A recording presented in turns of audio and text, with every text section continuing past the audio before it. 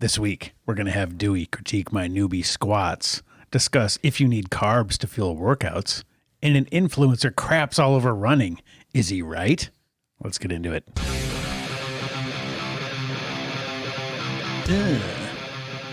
Oh, yeah. Back in the saddle, baby. Yeah, it's good to be back. Been a couple weeks, and just so the fan out there understands, I did dock Dewey's pay. Yep. For missing a couple weeks. So he's been punished and docked. You know, he's never going to get that money back. Won't happen again. Good times. All right. So, yeah, we're going to get into my squats. That's going to be the main focus of this episode. Let's do it. But before we get that, we have to make fun of some things first because that's just how we roll.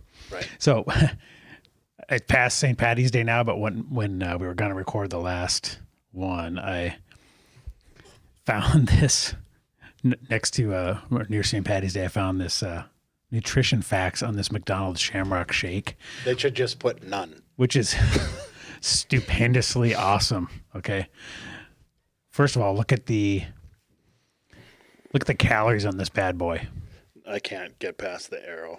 560. The red arrow. 560 calories, and even the ingredients, okay? Okay, sugar. Sugar is the first ingredient of that. Well, I guess milk, sugar, cream, monodiglycerides, guar gum, dextrose. That's just the crap that's in the ice cream. Then we got Shamrock Shake syrup, high fructose corn syrup, then corn syrup. So two kinds of corn syrup. Water, sugar, there's sugar again. They just want people to make sure that they're getting... That's probably just a typo. Somebody trying to make it look worse who typed this up. And then, okay, whipped cream, crystallized green sugar, and maraschino cherry. Okay, so 560 cals. Yikes. But here's the thing. Why would you need to doctor it up to make it look bad? Right. Yeah, I don't think they did. I mean, this thing is just ridiculous, right? 560 calories. Total sugars, 78 grams. And then the total carbs, 91. I mean, when I was doing, Atkins or anything low carb, I'm trying to stay under 20 a day, right? Right. So this is 4 days worth. That's your work week. Yeah, you can slurp down 1/4 of this a day if you want to, and then have no other carbs the rest of the day if you're trying to eat low carb. Gross. 400% of your They're daily. so good, though. Oh, but hyper, as Gary Taub says, hyper palatable. Oh, yeah. And then what do you think when you eat that? You drink that thing down, it's 560 calories of pure sugar. Do you think you're full? Of course not. You're just getting started. Because your body's like, that was nothing. That was nothing. You got no protein, nothing satiated, nothing satisfied me. All it did was, in your guts out to here, just from volume. Right. But you're like, I need more. Yeah. And you do. Because where did you get it? Because you got no nutrients. You got it at McDonald's. You just got some volume. Yeah. Exactly. So you're going to get food. Exactly. Right. Yeah. You think you're just going through the drive-thru and just getting that? No. Yeah. So that is just And I think back. Wackiness, man. I think back to the day when I used to get Shamrock Shakes. Because I did. Used to love them. Right. Probably still love them. Well, I still do. I like the eggnog one at Christmas too. So good too. That's so good. But here's the question. Is not really a question so much as a statement. But for everybody out there, I used to love those. And I used to also go to McDonald's to get them, clearly. But I also got a meal. Right. And then I had the audacity to wonder why I was fat. Looking back, the evidence was clear. It's mind-numbing. It's like, you fat ass. Why did you think you could do that? Right. Yeah. In what realm is that part of an acceptable diet plan or nutrition plan or lifestyle or whatever? Because the only nutrition training I ever had was high school football. And it was eat Little Caesars buffet. Yeah. And it was just eat more because you're putting tons of workouts in and pumping iron all the time and running. And what should I eat? Doesn't matter. Just eat it. Yeah. You got to pack on some pounds. They're wanting to get heavier, typically in football. So absolutely. Yeah. They're saying pack on the pounds. And that's why all those linemen have big guts and stuff, because they're like strong men. They don't care about being lean. Nope. It's just mass. They want, because mass moves mass. Right. So if the other guys, and, I'm sure in in the NFL, linemen are like all plus 300 now, and that's been that way for probably 20 years, right? Sure. So I'm sure in college and high school, well, if you're going to be 300 plus in the NFL, you got to be close to that in college. Start now. And as close as you can in high school. So, if you're taking a 180-pound kid and trying to get him as close to 300 as you can, you're packing on the calories. and with no discretion as to what kind of calories those are. But it's I'd love to talk to a current high school coach, like now, a new one, like Right. somebody who's like 25 who just got into it. I wonder what they tell their players now. Because obviously 30 years ago when we did it, it was just eat. doesn't matter. They tell them Sport the same shakes. thing. They tell them the same thing. Do they? Yep.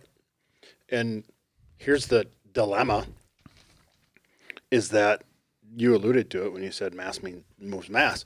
And it's true. Yeah. So football coaches care about winning football games. Yeah. They don't care about the metabolic health of their players. Right. So just eat to eat. Yeah. And when they do put on mass, they will be better football players. Yeah. Because you're going to move that guy in Period. front of you. Yeah. And not just move that guy, but you'll be Harder to less move. easy. Yeah. Right. Right. Yeah. You're the irresistible force and the immovable object. Right. All in one. Exactly. It's no different than for us when we lift weights. Yeah. And when I get a little heavier, I can lift more. Yeah. There's no arguing. Perfect example, Eddie the Beast and Thor. When they were strongmen, they were hulking beasts with big guts, and just their faces were just round. And they were just massive, right? Oh, they're loaded with steroids. Well, but they were also doesn't help. eating how many calories a day because they 15,000. knew that mass. In order to pick up those giant stones and pull a truck, they had to be massive. So then now that since they're doing boxing, well, at least Thor has abs now. And you want to be scared? Look at Thor with abs. That looks freaky, dude. Because he's so massive. He looks like a freaking superhero. He does. It's Or a crazy. villain. Yeah, right. I mean, because when you see him big and fat, like you're like, okay, I can deal with that. But when he's got abs too, you're like, no. No, he's like a real life Thanos. Like his one ab is the size of my fist. It is. Yeah, it's crazy.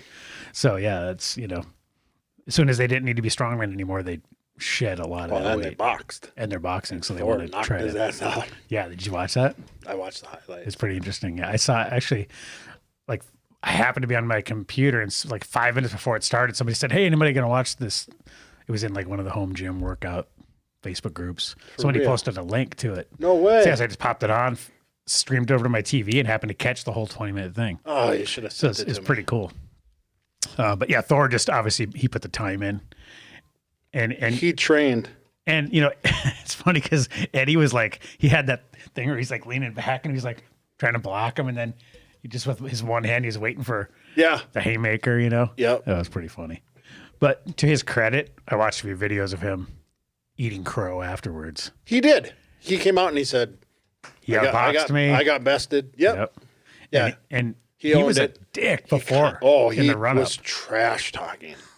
So he actually, he was going to get, they had a tattoo bet. They had like donated, the loser donates all his money. Yeah. And it was Eddie that was fueling all that. For sure. He's a master trash talker. Which So I wonder if he's going to get, because he's supposed to get world's greatest strongman, Thor Bjorn Hjornsson No or whatever. way. That was the bet. You got to get the other guy's name tattooed on your body. So we'll see if they live up to that. I bet he welches on that one.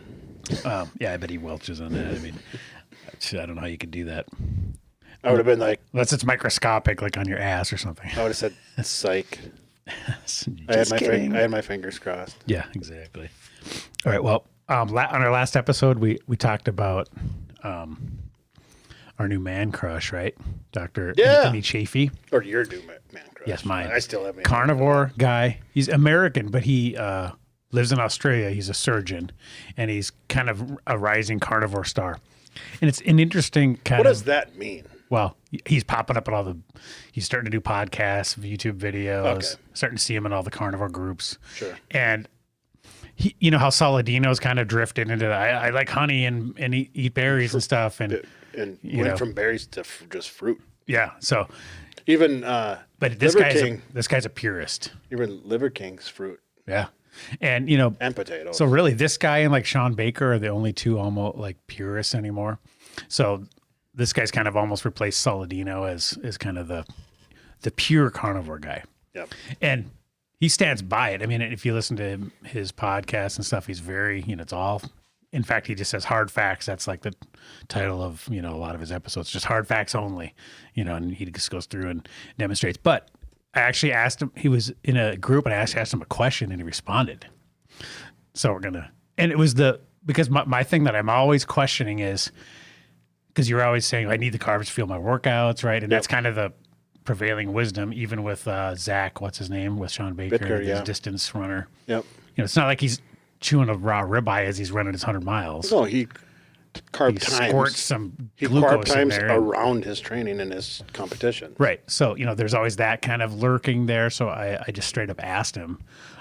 Interesting. So he's got this episode where he talks, because he confronts this directly, because he gets questions all the time, because Saladino is eating it. A lot of carnivores have kind of drifted a little bit. And before you get into your question and his answer, Yep. let me try and answer it. Okay. In his terms. Yep. Sure.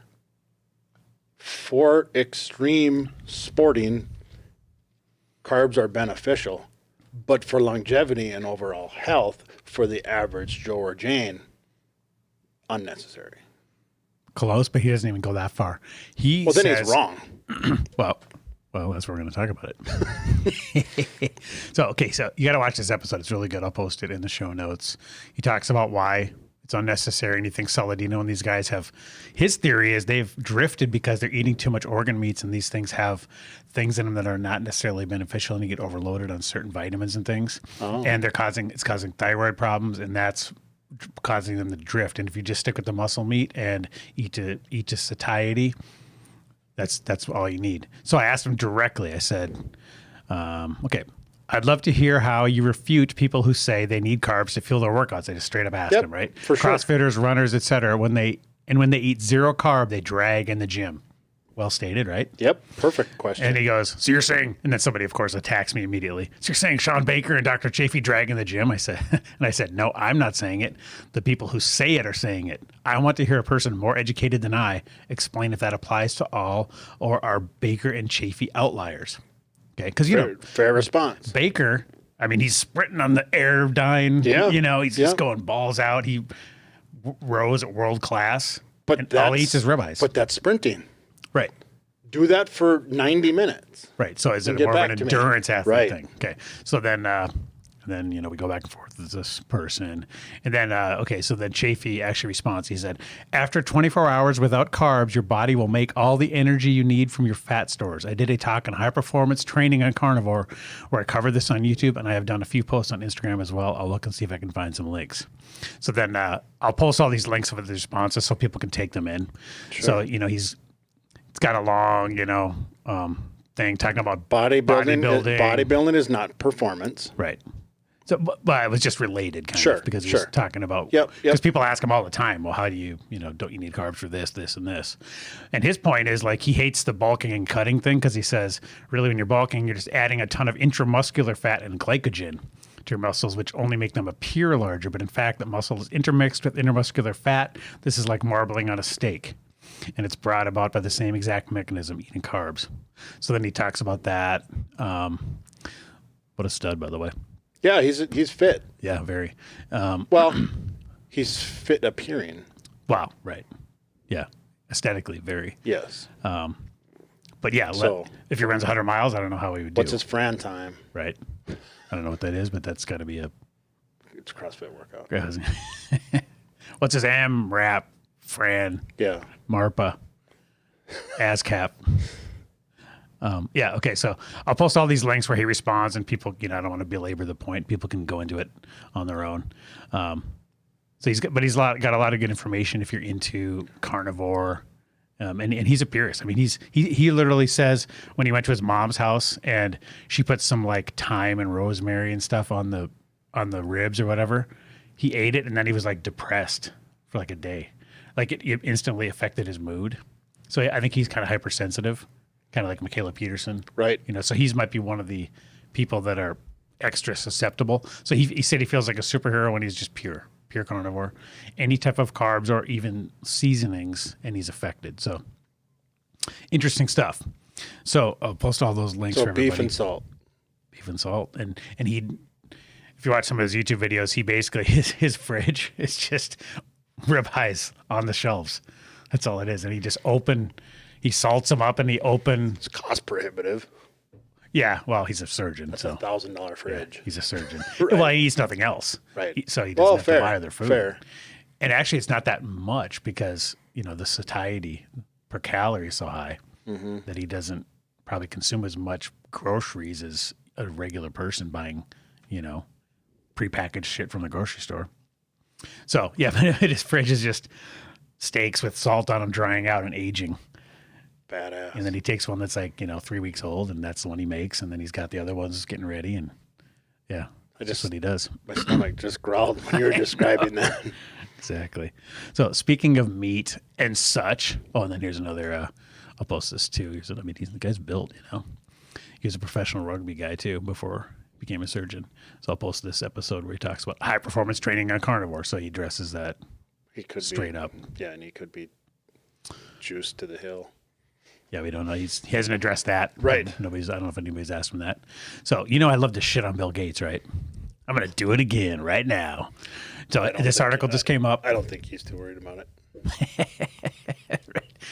Wait a minute. My email just stopped working. Right? What the hell? My bank account's overdrawn. No shit. Yeah. Gates Industries. $5,000 debit from Gates Industries. Okay. So this article just got posted the other day, and I've been saying this since we started the podcast, really, is that he's coming for the meat, baby. So here's his opinion now. Bill Gates, rich nations should move to 100% synthetic beef. And then here's the article. I'll post the article so everybody can look at that.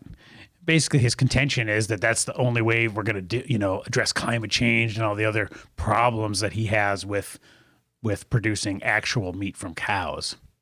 And what pisses me off about this is that it's blatantly not true. Well, right. Because people say all the time that to reverse everything, even that vegan documentary I told you to watch, probably didn't.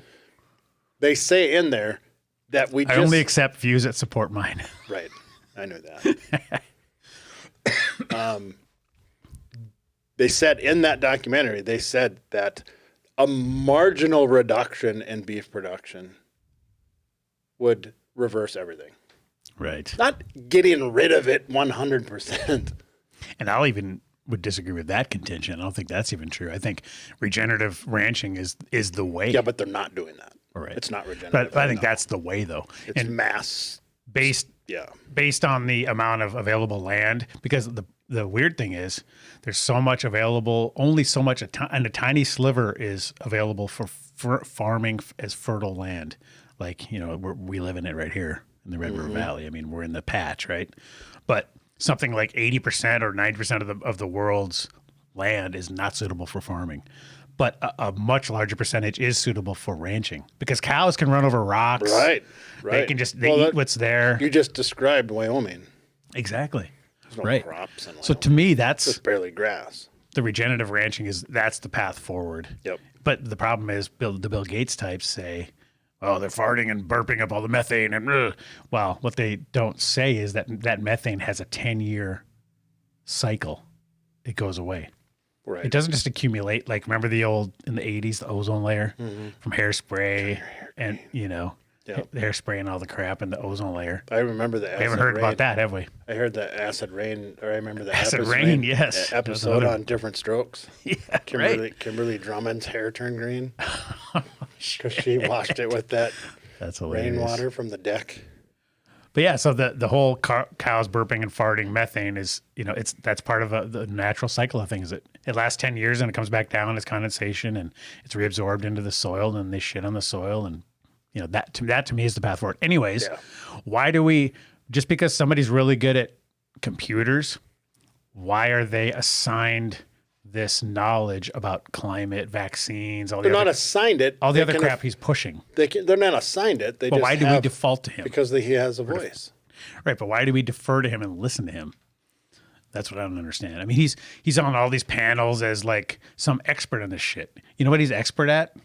Selling computer operating systems and licensing them to hardware manufacturers. That's how he got rich. Yeah. Because he was a little bit smarter than Steve Jobs.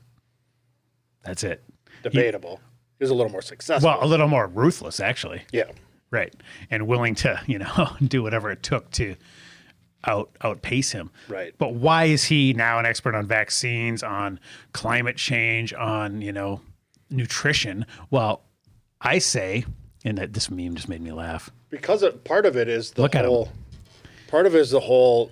He's a billionaire and I'm not, so he must be smarter than me. At selling computer operating systems. Right. I would go to him for that. Right. It's a fallacy. Would you go to a fat nutrition coach? Would you go to a broke financial planner? Or a weak strength coach. Would you go to a girly man nerd with tits for how to best do nutrition? No. Here, and I found this meme and it says, "This is Bill. Bill eats synthetic fake meat. Bill has titties. Bill has no appreciable muscle. Bill has female pattern body fat deposition." That's a word I've never heard. "Bill is unhealthy. Don't be like Bill. Eat real meat and don't morph into a woman." That's awesome. Look at that guy. I don't want to, whatever he's doing, I don't want to do that. Right. I want to do what Chafee's doing. I want to do what Sean Baker's doing. I want to do what anybody who's kicking ass and in shape is doing. Not freaking Bill Gates. No, he's not a role model for aesthetically pleasing physiques. Right. Exactly. All right. Enough of that. Let's get into my squats. Okay. Let's see your sissy squats. Now, just to lay out what I've been doing. It's not a dig. That's a thing. No, I know that's a real thing. Okay. Yeah. It just happens to also apply. It happens to just be super funny. Let me tell you my plan with the squatting and my philosophy, and you can tell me what I'm wrong about. So what I started doing, because I've had this PRX rack and it'd be easy for benching, right? So I'm like, I need to do some legs. I haven't been doing legs. So I need to start squatting with this thing, but I've always been kind of afraid of it because I didn't know the form. I didn't know what I was doing at all. Smart. So what I did was I just squatted with the bar until I felt like I had the movement kind of well down. So you thought. So I thought as best as I could. And then then I started with like, I don't know, I put like 10 pounds on each. And then I just started going up like 5-10 pounds every session. I've been doing it every other day. 4 sets of 8. At what weight? Well, I started at, the bar, and then now I'm up to like 125, I think. Okay. So, I'm just I'm creeping up 5-10 because I feel like if I put my max on there, I might, I'm not solid enough yet where I can't shoot a cannon from a canoe. Exactly. Right. So my thing is I'm going to work on my form and just creep up 5-10 pounds a week, or not a week, but every other day. And then, once I get to where it's hard, like I can barely do it, then I'm going to like live there until I really, really feel I got it. Then I'll creep up with normal progressive overload. Because there's nothing more that'll fuck you up than having that weight on your spine and doing it wrong. Exactly. All right. So let's watch this and see what you think. Gloves for safety. Get rid of the bitch mittens. Jeez. Gloves for safety. What are you making? Barbecues for 1,000 people? You need to be sterile. Okay, wait, I gotta stop. Okay, speaking of being uncomfortable and stuff. Okay, I have my batting gloves on. They're batting gloves from Shields, by the way. You know what I also ordered? I'm embarrassed for you. You know what I also ordered? I don't even want to know. A foam pad for the bar. Face shield? No. You did not. I did. Because I was like, God, this hurts my freaking shoulders. Because you're doing it wrong. But now it feels comfy. Yeah, because you took the easy way. So I didn't have that. Instead of doing it right. I didn't have that here. So, okay. You know what sucks, though, or I found about my own flexibility is reaching up and grabbing the bar was hard. Like got to drill for that. I'm so like unflexible. I was like, oh my God, I can barely get my hands back here. That's good. Is that good? Yeah, it's supposed to be super tight. Oh my God. But I didn't. Not good that you're immobile, but it's good that you're in at least narrow enough so that it's uncomfortable. It should be. I also can't barely even reach my own feet, so that's a whole nother issue. All right, so. Oh, we're going to do an episode on mobility equaling longevity. Okay. What I was unsure about was like, where to look, how straight my back's supposed to be. I tried to keep the bar travel as most up and down as I could. Yeah, and what I can't. And I kind of just kept looking straight ahead. Yeah. That's kind of what I was doing. Well, for starters, you don't need to. Maybe you were doing it for the video, but you don't need to. When I'm coaching people and they take the bar off the rack, I'm like, hey, whoa, you going for a stroll? Oh, you don't have to take. So many steps back. Okay, yeah, let's look at that. You just have to clear the J hook. Let's look at that. Okay. Because when it gets, I think I was worried about banging into him. Because when it gets 500 pounds, you're not going to walk with it. Oh, right. Yeah, you don't want to be. You're going to lift it off, and you're going to back up an inch. Let's watch that part. See, I was worried about because I wasn't sure of my bar travel. I was worried about I'd hit him on the way out. You're too far away too.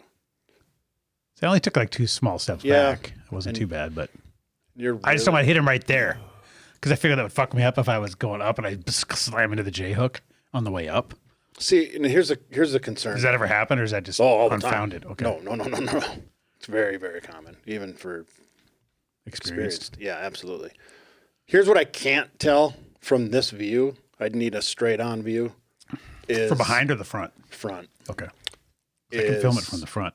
Yeah, from the front because I need to know how you're width of your stance, and I can't see that. Okay, I can tell you that because I started off way too wide.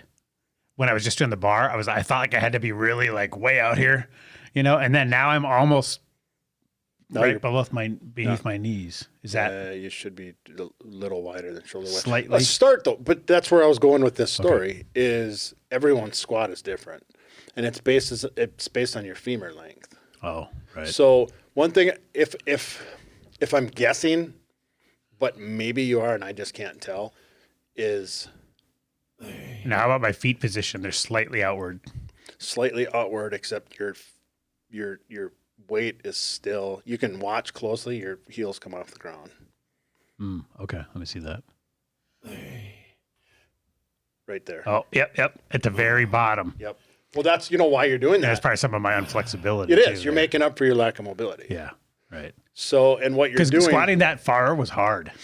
That's the hard. That was hard, man. Because I could go above parallel pretty easily, but when I hit parallel or below, I was like, holy shit. And what's way harder. And what that means is what we call that is you're going below parallel for the sake of going below parallel. Oh, okay. Not for the.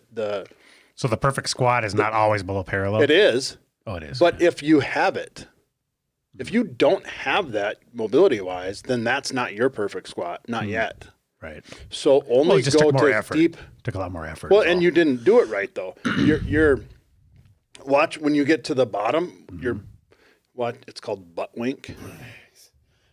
Right there, where your hips are tilting down to make up for the lack of mobility. Okay. To just get deeper. To get deeper. Right. That's not good. Okay. Because you're gonna mess up your low back. Also at the top, I felt it. I mean, I felt it all in quads. you should feel it mainly in your ass. Really? Yep. Okay, So I was definitely doing it wrong because it was all all quads. No, you'll feel it in quads. How do you get the gluteus involved? It's because you're. Gluteus minimus in my case, but if I want to make it maximus, It needs to be. If I were coaching you, I would start you out with box squats. What's that? That's where you go and sit on a box on your way down. Yeah, if you're like this. You hit a box instead of a chair. Oh, okay. Because what you're doing, see how I did this? You're going. Right. I was. You're not going back. Okay. So think the cue I like to tell people. And I was trying to keep my back as straight as possible. That's wrong. No, but if you might. Man, it's so complex. It's so complex. We haven't even got into your bracing or your shoulders yet. I did take one tip, and I don't remember if it was you or like just a generic, how to squat YouTube video, but they said take a breath like you're going underwater. That was me. That was you? Okay. Yep. Yeah. So I did that. So just imagine when you walk up to the bar, imagine that's water. And every time you go under, and then people are like, well, how do I brace? Like my daughter, Emmy's really getting into weightlifting, and I absolutely love it. Right. But I said, are you bracing? She goes, yeah. I'm holding my breath and holding my core. And I said, don't hold your core. Remember when we were kids and we had those cheap Lee pants and they had the button, the snap? Remember the snap? Yeah. And you'd go, oh, I opened it with my belly. Right. That's the thought you want to think. Okay. Think you have snap jeans on and you're going to try and open it. I always think of it like if somebody walked up and said, okay, for $500, I'm going to punch you in the gut. But then if you go punch in your gut, wrong? yeah, because you're going, right. That's you what don't I'm want to doing. do it. I'm punching you in. You want to go out. You want to press out. Okay. Yep. That is completely different than I was doing then. Yep. Because I'm thinking about if somebody's going to punch me, what would I do? So what you do is you get waiting for the punch. Right. That's what and I'm that's waiting not for. what you want to do. Okay. What you want to do is, I don't recommend weight belts until you get like 500. I do have one. I just until you get like 500 pounds. Yeah, I didn't figure I needed it yet, but But if you want to use a weight belt, starters, it's like measuring your waist with a tape measure. Right. It's above your belly button. Right. It's not down around your waist. right. Have it up here and then have it a little loose. And then, so if it's Push like in right here, and then push into it. and then go. Okay. And if you feel it push, you know you're braced. Okay. That's a good tip. Yep. Another question. Knees. Knees have, and that's where I can't see it unless I'm straight on. Knees have to track. Well, I was going to ask about the sleeves. Like, No. do you think that Nah, that's a they- problem? No, Or that I can they, wear them out or anything? no, they provide no structural support. What they do provide, though, is mental support. Also, they keep your knees warm. Oh, So yeah. it works. I thought about that. It helps. And it's just a little tight, so people like it. It's not like I need it, or otherwise my knees are going to fall apart. No, there's nothing in the world that'll do that except Doing it wrong. right. Doing it really wrong. So what a lot of people don't do, where they fail, and you're not doing that yet, from what I can tell, but you're starting to you're showing like precursors to doing it, and that is you want to always make sure that your knees are not over your toes, like the knees over toes guy, but always make sure your knees are in line with your feet. So this should all be one straight line. Oh, so not like Not like cockeyed, this or not like this. bow-legged. Yep. Not bow-legged or in, whatever Yep. they call it, in. And then the hardest part to learn about the squat is to think, don't think standing up. Think pushing into the floor. Oh, right. And then when you do that, you have to purposely and consciously drive your knees out Okay. on the way up. And that'll engage the side and then the glutes. The outer. Okay. Yep. Yeah, because for me, it was all quad. So obviously I'm concentrating on the wrong muscle. And it's going to feel really weird to do that, to push this. And what the thought is it starts from the ground up, just like any Oli lift. You start like this. And Only meaning Olympic, right? Yes, sorry. Yep. Not Oli and Lena. When your feet are on the floor and you finally get your good squat stance, so your feet are perfect. Once you do that, you're going to get comfortable with that. But what you want to do is on your way up, right before when you brace your stomach, you want to take your feet and then you want to grip the floor with your feet. Which I was doing barefoot, by the way. And that's a good, Because I heard that was a good hack. Better than wearing sneakers. absolutely. You know, because I don't have squat shoes, which are like super rigid. Is that what? No, they're elevated. Oh, okay. And rigid. But you want to go like that and spin your feet outward Okay. because it creates torque. Right. Okay. And when you create that torque, then you engage your glutes. You don't have a choice. And there's so much mind-muscle connection that goes on there. Right. Which I don't have yet. Yep. Don't And have yet. that takes a while. And that's why I started so light and then I'm trying to get the form down. So actually what I might do is because now it's getting a little hard, I might go back 20 pounds or something and really work on now that with all the things you've told me, try to improve the form. Because when you're just trying to get the weight up, form goes to shit, Yep. right? When it's tough. Yep. So like I saw a picture of you at CrossFit just holding the bar, right? Yep. Practicing deadlifts or whatever you were doing. Drills. Right. Yep. Because, the form, you got to get that form down. So I Yeah. think I got to go back some weight Yep. so that it's easy again, so that I can really Form. focus on the form. Form first. because you can't shoot a cannon from a canoe. Right. So if you keep getting stronger and stronger and stronger, and all of a sudden your muscles are getting powerful, but you're still in a canoe, you're fucked. Yeah, it can mask a lot of that. Right. A lot of that poor form. Right. And then that's when you end up getting hurt. The last thing I'll touch on, so we don't take the whole hour talking about it, because we could, is many hours probably. Is make sure when you're back here, elbows down, and then just. Did I have my elbows in a? I didn't even know. They're a little back, but what you want to imagine is you're trying to pull the bar down, like you want to bend the bar. I remembered you saying that. I did really pull it down on my shoulder. Well, but I'm so inflexible. I have no movement. The reason I know that you're not really pulling down on it is because your hands I can't see this. It'd be better if I was straight on. Yeah. But right there, pause it right at the top. See how your wrist is cocked back? Yep. If you were really pulling down on the bar, your wrist would be stacked. So instead of like this, it's stacked. But I think what happens when some of that's my mobility, though. For sure. I can't even get my freaking arms back there. But you'll be surprised once you pull down on it. Because remember, when you're eventually, it's going to be a lot of weight. Right. So you want to stay stacked. Damn right it will be. But you just have to learn to be able to rest the bar and create that shelf. On my massive traps. Yeah, you might want to work on that. Because it does help. But for now, what I would probably do with you is I'd have you we don't do this yet. Just keep doing what you're doing. Right. But what I'd probably have you do what we call low bar. What's that? I'd actually have you, instead of, we'd roll it down to like right here. Shit, how am I going to hold it? I can't get my freaking arm back there. You have to hold it. I'd have to start with PVC. I don't know if you can hold the bar that. Sometimes you got to start with PVC. Right. And then the only other critique is I would. You prefer a different color glove? Yeah, might as well be pink. Not that there's anything wrong with wearing pink, but you need to stand all the way up. Your hips are super muted. Oh, like when I hit the top? Yeah, like that's not the top. Okay. Right there. See? Oh, okay. I should have done a little bit of a. You need a little bit of thrust. Yep. Okay. Because again, cannon from a Which canoe. that's a glute thing too, because then you're pushing the glutes. And hip flexors. Okay. Yep. Yeah, definitely not doing that. My thing was once the bar was up, then for sure. I achieved the goal. Yep. But you got to go that extra. People think once flex. the bar, people think it's the knees locked, but it's not. It's the hips locked up. Okay. Good. So like if that was CrossFit and you're in a competition, they'd no rep. Oh my God, all those? Yep. Oh, bullshit. Not one would count. Bullshit. Rough. Okay.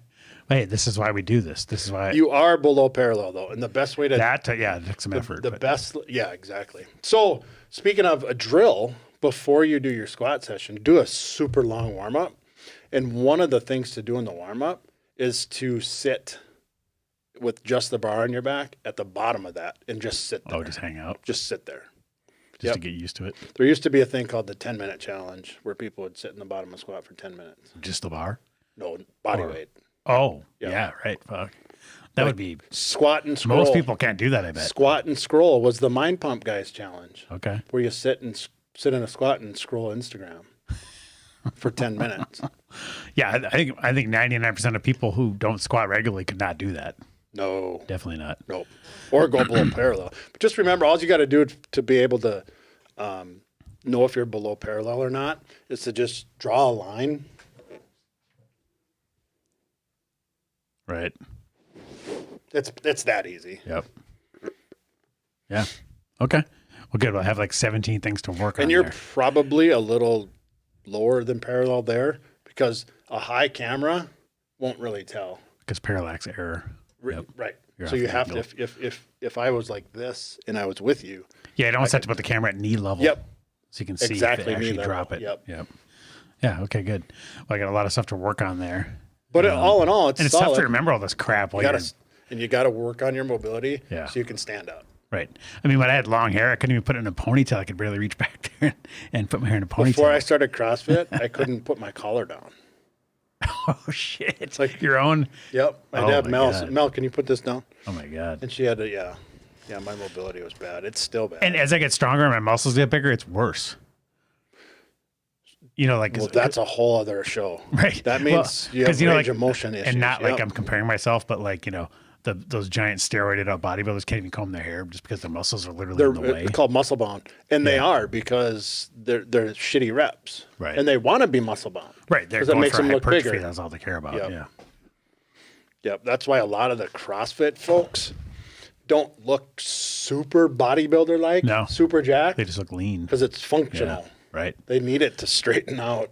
And that's a completely separate fitness area than just hypertrophy, which is just the size of the muscle, growing it. You just nailed it. It's fitness and it's hypertrophy. They're not the same thing. Yeah, one is for looking at, because when you're a bodybuilder, it's a work of art, and you're up there being judged purely aesthetically for symmetry, you know, symmetry and size and all that. Right. And they don't care if you can touch your own ear or not.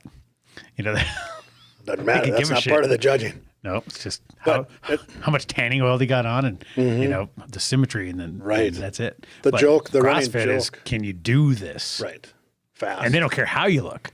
Nope. Because like, look at Matt Fraser. He's Can kind you of do a the work? tubby little guy. He's not. I But mean, he's ripped now because he was tubby before because, sorry, But he was always Dr. kind of, you know. Dr. Anthony, sorry. But he was always kind of tubby before when he was competing because he had glycogen stores. Oh, right. So he was always a little puffy.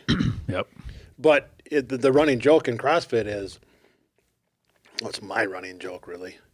But not a running joke. No, it's not a running joke. It's just an ongoing joke. And I always say after class, I'm like, all right, who wants to do curls? And they're like, curls? I'm like, who wants to do curls? It said, we do, and my joke is always, we do all this fucking working out. We should at least look like we do. Right. So let's do some curls. Right. Yeah, you're kind of caught in the middle because you want to lift heavy stuff to grow muscle, but then you also want this functional stuff. And, you know, there's people in all camps. Right. And Venn diagram either overlaps some or not at all or a lot. You know, Well, depending it's on what funny you're going you for. say that, and this could be another episode too, but I'll just say it real quick. I just got my ISSA certification. Which is CrossFit certification, Nope. right? Or This is just general personal training. oh, okay. So I'm What just- does ISSA stand for? International Sports Science Association. Oh, okay. Cool. So I am now an ISSA certified coach, and it is, as I was taking this course, it's all the same shit. Here's the website. It's all the same stuff. Is this the website? Yep. ISSA.com, online.com. It's all of, So basically personal trainer certifications. Sorry, go ahead. Didn't mean to interrupt there. no, that's fine. It's, but point of my story was the curricula is all the shit they teach you at the foundation is the same as CrossFit. It's all the same shit. Right. Nobody reinvented the wheel. Right. The only thing that differs with CrossFit and traditional strength and conditioning is application. And Greg Glassman figured out how to add gymnastics to it. Right. And then make it over very And a sprinkling of cultiness just to increase that commitment. It's a good cult. Yeah. In a class good format. way. In a class format. And Get that community piece going. yeah, it's because I'm really going down the rabbit hole. After I got my ISSA certification, go into specializations. And then Website. What? go to strength. Oh, whoop. Okay. You're an IT guy. I know, but it's like Down to strength and conditioning. strength and conditioning coach. I'm testing out of this right now. Okay. So, in addition to personal training, I will have my strength and conditioning certificate on top of it. and it's exactly like CrossFit. Right. And then go back up to specializations, down in strength. First one, top. Bodybuilding. I'm also doing that one. So, I will be a certified bodybuilding specialist. Excellent. So, Right on. I'm doing the test right now. So the test, you have to go through the whole curricula, and then once you get through it, the test, I didn't really think of it. I didn't put two and two together originally, but it said, once you start this test, there's no timer, and you can save your work and stop and come back. Oh, wow. And I'm just like, that's too easy. It's as open book as it gets. Right. Means I can go look up the answer, come back. Right. One by one, question by question, if you wanted to. That's what I thought. And you can. It's open book. Okay. But it's the twisty twist. Well, for one, it's like 300 multiple choice true false questions. Then that's worth 200 points. Right. Each question's a point. The entire test is 500 points. Guess what? No. The entire test is 700 points. What's the other chunk then? Essay. Ooh, okay. So they almost don't, just completing all the multiple choice is just a formality. They know you're going to get that. Right.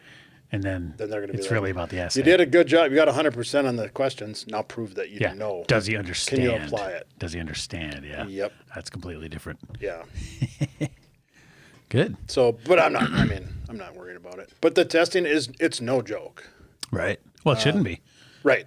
I mean, if you're going to go to a certified person, that should mean something. Right. Yep. You shouldn't be able to just get it in an hour. Exactly. Awesome. Okay, let's talk about that thing you sent me earlier. Which by the way, since it was April Fool's and the last time you violently tricked me into opening a horrible link, I thought it was going to be a link when I saw your text. Oh, you thought it was going to be the Tinder guy. And I wasn't going to fall for it. I was going to say, I'm not opening this, just so you know. But then you just pasted a bunch of text in, so I was safe. Yeah, but if you... Because the way you phrased it was perfect. You said... If you had an iPhone... Not my post. A well-known leader in the fitness space with a huge following posted this thoughts, and then I thought it was going to be a hyperlink to an evil thing. Okay, but this is called a letter to the awkward running guy. Okay, so we're going to discuss this. Yeah, it's a little frontal. Right, and I'll say I respect this guy's marketing ability because he's being contrarian. He's attacking the generalizations and assumptions that everyone has that, you run and that's going to, solve your issues or whatever. And then he's basically saying it's bullshit and here's why, which I respect and mostly agreed with everything he said, but let's just read it here. Yeah, he's not wrong. He says that, okay, a letter to the awkward running guy. I actually feel terrible for these people. They try so hard to lose the weight and they never get anywhere. You probably see them in your neighborhood too. These people can't be just where I live. Who are they? The overweight runner people. The 30 to 40 pound overweight people, they get all suited up in their special $200 shoes with their 15-year-old free t-shirt they got for running the local 10K turkey trot, laboring around the neighborhood for 20 minutes, never accomplishing anything. See, that's the attack part.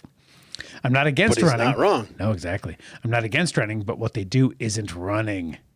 This exercise they do is done at the speed of a quick walk with aggressive arm movements that mimic running. With no additional distance covered. Still not right. Okay. The bulk of the calories being burned are not from running, but from the additional gyrating body parts they use trying to create speed and power. I feel terrible for them because I know what they want. They want to lose weight. They really do, and they're putting a lot of effort and literally and figuratively going nowhere. So then he goes on for a few more paragraphs. But he basically ends up saying...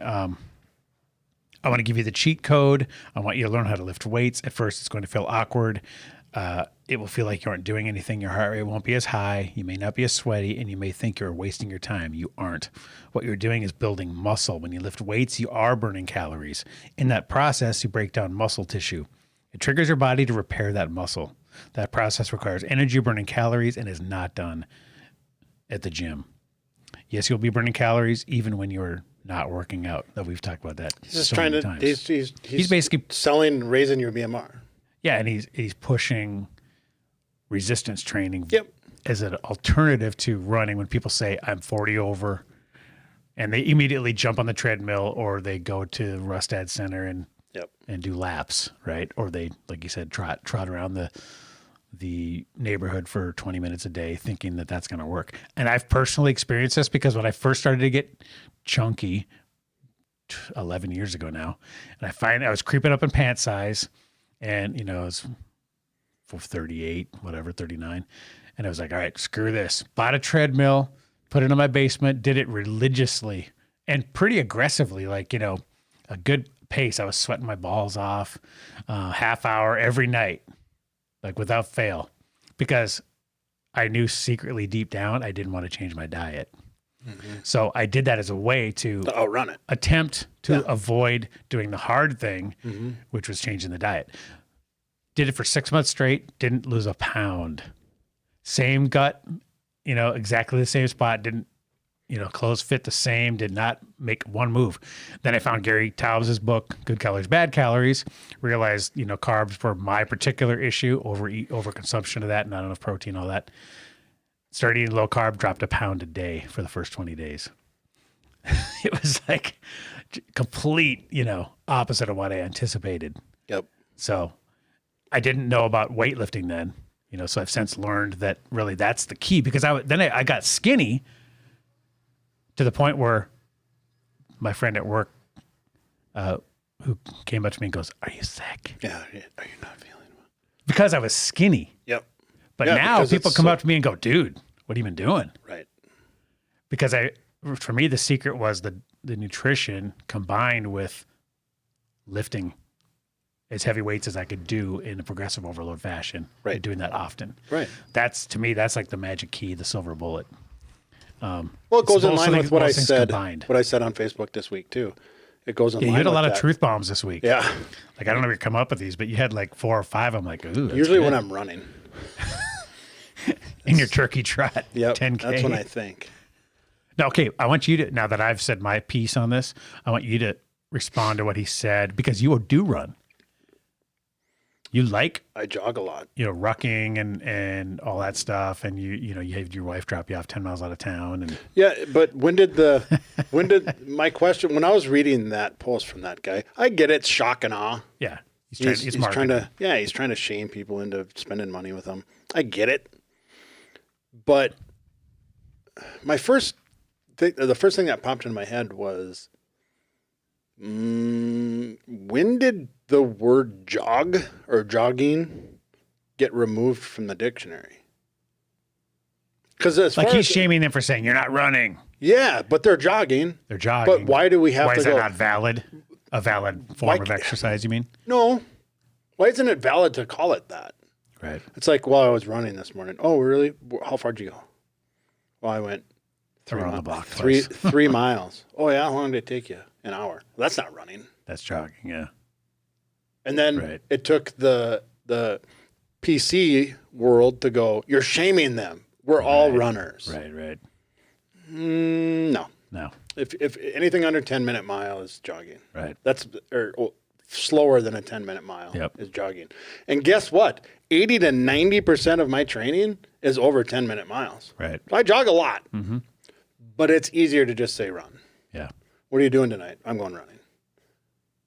And some of it's just cultural, like jogging was huge in the 80s, Right. you know, Right. with your, you know, But if you look teal wristbands, Right. sweatbands and stuff, you know, that was Yeah. it was just a trendy cultural Right. thing. Right. So I think just jogging is just kind of out of fashion. That's a piece of it too. But yeah, it's semantics. But the main thing is, would you tell those people that are 30 to 40 overweight to not do it? No, I would tell them to prioritize weight training and still run. And still do cardio. Yeah, and still jog. Now, still okay, run, let's whatever. say somebody came to you and said, I'm 30 or 40 over. I've been religiously jogging, you know, what should I do? You'd say, weight train. Well, first, I'm guessing. First, we have to figure out why you're 40 over. Yeah, here's the Dewey How'd we formula. get there? You got to figure out the nutrition piece How'd we first. get there? Yep. How'd we get to 40 over? But We didn't get to 40 over by not working out. no, We didn't. You're not 40 pounds overweight because you stopped working out. yep, It's because you eat, it's because of the food. period. Yep. The absence of weight training or cardio training doesn't put more calories in your body. No, there's plenty of skinny people Right. Yeah. that And it's all dietary. Yep. So once we figure out how we got to 40 over, then we can come up with strategies to get rid of that 40, which include weight training and running. Yep. And building lean muscle. Weight training's got to be prioritized. Yeah, building lean muscle is a piece that people do not get. Yep. That's like the silver bullet that they're ignoring. Right. They just think it's either, okay, eat less, move more, right? That's always the combo. And here's the curveball, though. When the client comes to me and says, I'm 40 pounds overweight, what should I do?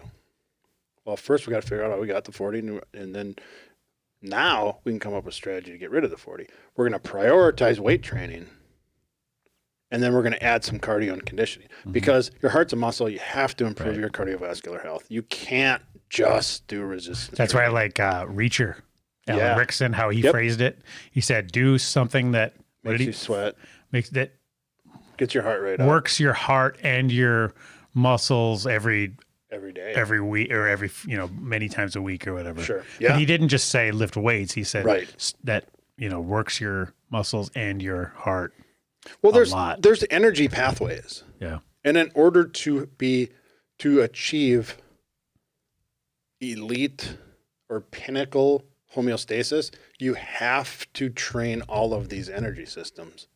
And you can't just, what do you do for fitness? Oh, I lift weights. What about cardio? I lift weights faster.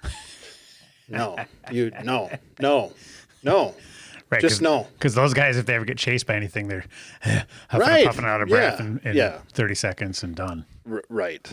So I think you have to have all. Well, and a huge indicator of physical fitness, physical preparedness, let's just not even call it fitness. If you're physically prepared for whatever life throws at you, is resting heart rate. Right. Well, how do you think we're going to lower that? Yeah, you don't get that up just lifting weights. Right. Yeah, that's stressing your heart strategically. Because it's a muscle. Yep. Progressive overload applies to the heart too. So I would start there. But then the curveball would be when the client goes, I should probably tell you some of my goals. I want to run a marathon. Hit the brakes. Right. Now we're going to prioritize running and speed and power training, and we're going to do that with weights. But we're going to do both. That's going to help your goals with that. And we're going to do both, but we're going to flip-flop the order of what we prioritize. Because I have no doubt that, like, introducing squats that I had never done, if running a marathon was my goal, would only help that. You have to do squats if you're going to run a marathon. It would only help that ultimately. Yep. So people are like, I only have so many hours in the day, so I just need to run. That's fine. Because you do only have so many hours But in I the think day. the most efficient way would be squatting then. Because you can get that done. You can work those muscles a lot quicker. Yeah, but if you don't have the VO2 max, you're not going to be able to run. Well, true. So you need to train that. But, if you only have so many hours in the day, that's fine. So we'll prioritize the conditioning part and the endurance part, and then we'll sprinkle in some weight training when we can, but it doesn't need to be elaborate. It can be 100 air squats for time. Yeah, right. That's not going to take, it might take long to start. But and then just do progressive overload. Right, and just keep doing that. But if that's still not enough time, so like you're literally the busiest person on the planet that I've never met before. Which does not exist, by the way, because if you followed somebody around, you'd be like, you just watched an hour of Seinfeld. Right. That could have been your workout. Yep. Yeah, it's not possible. It's not important enough to you. Nope. So since it's not important enough to you, these goals we just wrote down, number 1, run a marathon. Number 2, you wrote down, was to run a marathon in 4 hours. We got to scratch that one off. Right. If you're not going to make the time to do all of the things that are required, you got to change the goal. Yep. Or understand it's going to take longer to get there. Right. That's the trade-offs. Yep. If you're willing to prioritize it, you can get there a lot quicker. Right. Absolutely. All right. Well, we've railed enough. We've ranted enough. We've raved enough. Oh, it's good to be back. Let's call it a day, baby. By the way, I got up to 33 chin-ups now. Added another one. My bench for reps is 175. Creeping up. And that's about what I weigh. So I'm at body weights for 4 sets of 10. But that's 175 is hard right now. 4 like sets of 10. The last set. The safety bars haven't saved me yet, but I barely. You've seen those like shudder shaky reps, That's the me, last and one. I just start screaming, "Don't touch it! Don't touch it!" Even when you're I fucking alone. got this. Even when you're alone. Well, no, usually when But yeah, spotter. So it's going to, I know it's going to, my newbie gains have slowed dramatically. It's going to be a long time before, You got to shake it up. as I'm adding. Now you need to be constantly varied. You got to shake up the programming. Now you got to do some crazy shit, some dips and add some chains to it. Dips and chains. Some chains to the end of the bar. Not whips and chains, it's dips and chains. Right? Sounds like a good name for a podcast. Exactly. That is good. Lots of varying topics. Yep. Right on. All right, guys, we're going to leave it there. So send emails to info@fitandfurious.com. Make sure you're watching on YouTube for, to analyze my squat. You got, what's your critique of my newbie squat? Check it out and see if you disagree with what Duey had to say. Check us out anywhere audio podcasts are found, Apple, Spotify, Google, etc. Please subscribe, rate, review, and share. Support the show at furiousmerch.com, and we will see you hopefully next week.